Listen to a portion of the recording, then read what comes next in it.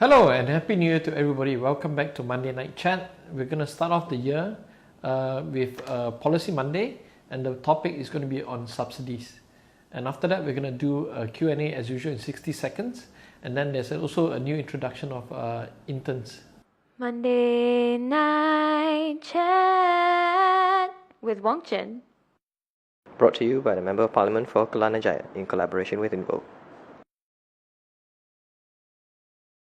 Okay, for Policy Monday this week, we're going to talk about subsidies. I don't know about you, but usually after a long holiday, I sort of get slow to start, I think, the year. A bit tired from holidays itself. So a little bit heavy, we'll try to make this as simple as possible. Okay, what are subsidies?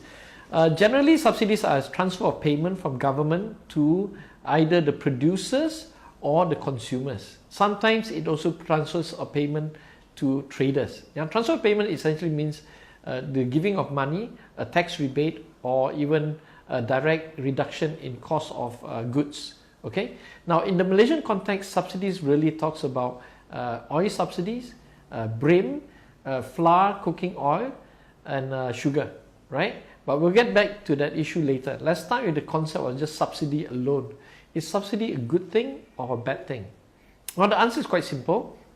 It really depends on who you talk to or which philosophy you belong to, right? If you're a Keynesian economist, you would think that subsidy has a value, and that value is to optimize the supply of goods to people who can't afford it. So it has a social good.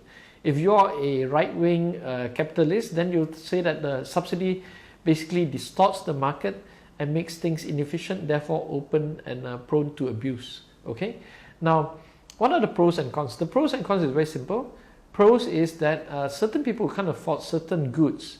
When you subsidize that good, that supply becomes optimal and is enjoyed by overall. So therefore, it serves a good policy for people who can't afford things. Second thing is that government uses subsidies sometimes to protect industries, to ensure that producers can produce safely without competition, and that is good for the overall national strategic value. Okay, now the cons are quite clear. Distorting market means that there's always room for corruption, abuse of power.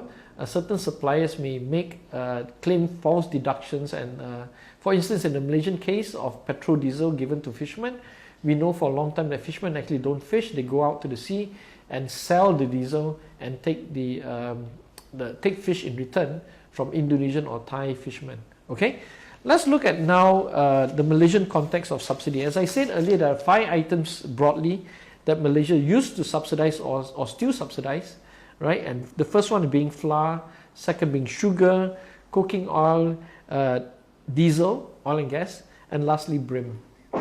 Now we know that from all these 5 items, for instance, we don't produce any flour in Malaysia, right? Sugar, very limited amount, I think only in Perlis. I don't know whether it's really still functional or not. But sugar and flour is something that we do not produce, right? Cooking oil we do from oil and gas. LPG, of course, diesel and petrol is from Petronas. So those things are what we call national interest items. So if we have to remove any subsidy, right, then the first 2 categories must be flour and sugar. That's what we think in the Malaysian context of things.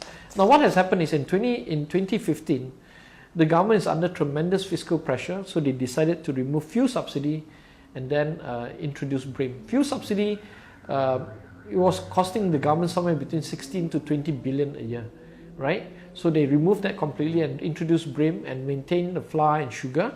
And what's the net result of all this? The net result is in 2013, when I first became Member of Parliament, we used to spend 22 billion on subsidy. And that crashed to, in 2016 when the change of policy came, it dropped to 10.63 billion a year. Almost half gone, and more than half gone. And in 2018, this trend continues down to about 9.6 billion. So for the 2018 budget, we're now allocating 9.6 billion for subsidy. There's no more fuel subsidy, it's just brim. And from brim, we know that the number is close to 6.9 billion for 2018. And what we can see is one thing is very dramatic, that compared to 2013, the government is only supplying 44% of the subsidy level.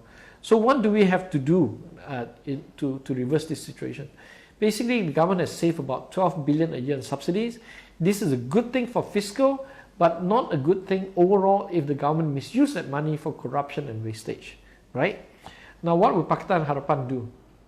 I don't speak for all of them, but we'll have some broad ideas. Generally, we have to eliminate wastage, corruption as usual, build up our war chest or build up our supply of money, and then choose two things. Either one, increase subsidy from 9.6 billion to say 12 billion or 13 billion, or use that money, maintain the brim at 6.9 billion and maintain all other subsidies combined together at 9.6 billion, and then move the remaining excess money that we have saved from corruption and wastage into increasing wages. And for that, I would prefer the latter. Now, that's my view on subsidy for this Policy Monday.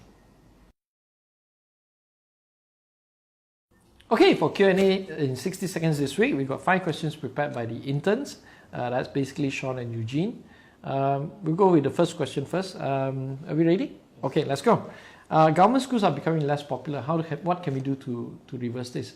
We have to just improve the school system, the curriculum, the better teacher, better pay. Then people will slowly creep back to the government schools. Number 2, phantom voters in Segama Army Camp. Allegations of this kind of thing needs to be looked into very seriously. The Election Commission has to be much better than previously. Number 3, Hadi Awang says that hudud will be implemented easier under Najib compared to during Mahathir's time. I don't know what he's talking about. I'm sure Najib will not implement hudud. He may talk about it, he may use them to string along past to support them. Number 5, Kim Jong-un calls for better relation with South Korea. Is this a good thing? It's an excellent thing because you need to avoid a nuclear war. Number 5, lastly, Malaysia Q3 GDP growth looks good. It looks good because compared to last year, it was horrendous. That's it. That's it for Q&A this week. Hi guys, so I'm the new intern. My name is Zuriel, but I'm a bit camera shy, so I have Teddy here. Say hi, Teddy. Hi. That will represent me in the video. So yeah, Teddy's my trusty assistant. So I've been here for 3 days. Yeah, 3 days. 3 days. Yeah, 3 days, and it's been really cool. Teddy and I have been having a fun time. See, Teddy's having fun, and the boss and everyone here is so cool, really awesome and knowledgeable and stuff. And yeah, so if you want to come and see who Teddy and I are, you have to drop by the office. Yeah, drop by and you can see Teddy and me in action. So yeah. Hi, my name is Sean, and I'm finishing my internship with YB Wong Chen's office, and I'm really happy to have the opportunity to come here and intern with YB Wong Chen and to have worked with his brilliant staff over here. And I learned a lot of things, especially with having conversations with YB Wong Chen on policy making. And during my time here, I have to deal with many various kind of people, and that itself will really build my character in the future. And one important thing that I can really take away from this experience here is that no matter what capacity we are in, no matter who we are or what we have, we all can serve the nation in various ways, and this is our duty towards Malaysia. And therefore, I wish this office all the best, and I hope that more people will come and intern here because it's a great experience.